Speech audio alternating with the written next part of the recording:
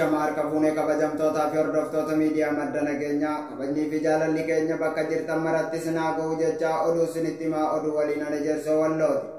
Waraanni biltiginnaa baay'inaan Walloo Kamiseetti buufamee oduma wal fakkaatuun qeerroon bilisummaa Oromoo aanaa Jiillee Dhummuugaa kaabineen shiroo uummata irratti dalagaa jirtu akeekkachiisan.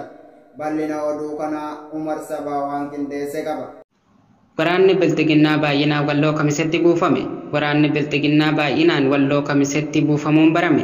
Waraanni biltiginnaa kun eegaa madoon isaanii mana yaalaa Kamiseetti baasa sagaliin buufamanii madoo kana hordofuuf gara Qoree bakka jedhamutti waraanni buufamee jira. Buufamuu waraana kanaatiin walqabatee Kamiseen labsii muddamaa jala galtee jirti. Namni eegaa halkan akka lakkoofsa Habashaatti sa'aa 2 eega tahee namni tokko gadi bahee deemuu akka hin dandeenye labsamee jira. Akka hawaasi gara Qoree fi Migira jiran jedhanitti baay'ina waraanaa irraan kan ka'e mataa keenya fi yaaddoo kee gallee gara baadiyyaa baqatuuf kaanee jirraa jedhu. Dhukkubsattoonni mana yaalaa Kamisee keessaa ari'aman warri harka qalleeyyii akka malee rakkataa akka jiran maddi keenya achirraa dubbifne tokko madda nageenyatti himee jira.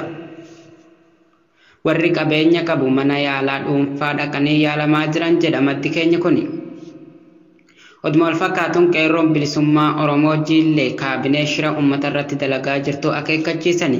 Kaaba Oromiyaa Walloo kan taate magaalaa Sanbatee ganda Wasan Qurqurii fi Baalcii keessatti kaabineen gandaa kottaa lola deemtan jechuun ganama har'aa jechuun onkololeessa 27 bara 2021 qeerroo naannawa sanii hunda ganda keessa deemtee ka'aa jechuun ergaa dirqisiisuu eegalte booda qeerroon gandichaa wal waamanii ergaa du'uun nuuf hin oolle ganduma abbaa keenyaa irratti du'uu nuuf wayya hin deemnu ergaa jedhanii waliif galanii booda ganda irraa fagaachuun bakka takka taa'anii kaabinee biltiginnaa osoo eegaa jiranii biltiginnaan haala qeerroo gandichaa erga arganii sodaatanii boru humna dabalannee dhufnaa waliin jechuun deebi'anii jiru. Dhaamsi qeerroon bilisummaa Oromoo kaabinootaaf dabarsan nuti har'as borus lola nuun ilaallanne hin deemnu nurraa dhaabbadhaa jechuun akeekkachiisanii jiru. Godina Horroo Guduruu Wallagga Shambuutti waraanni biltiginnaa dargaggoo 2 bakka tokkotti ajjeesuun barame.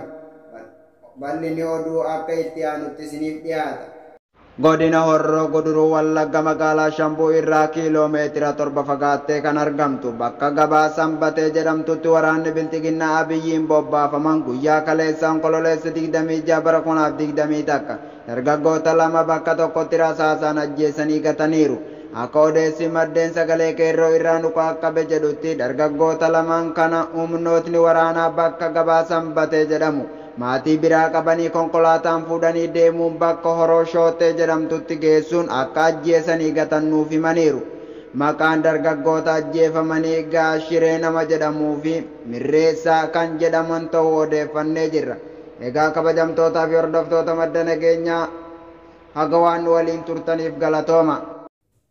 Manni amantii Seendoksinii Itoophiyaa waraana Tigraay irratti labsame balaaleffachuu qaba jedhe. Bal'ina oduu kanaa Sayyid Dawwee waan qindeesse qaba. Manni amantichaa Seendoksin Itoophiyaa waraana Tigraay irratti labsame balaaleffachuu qaba jedhe. Seendoksin Itoophiyaa waraana Tigraay irratti labsameen balaaleffatu taanaan manni amantii Ortodoksii Tigraay beekamtii akka hin kennine beeksise.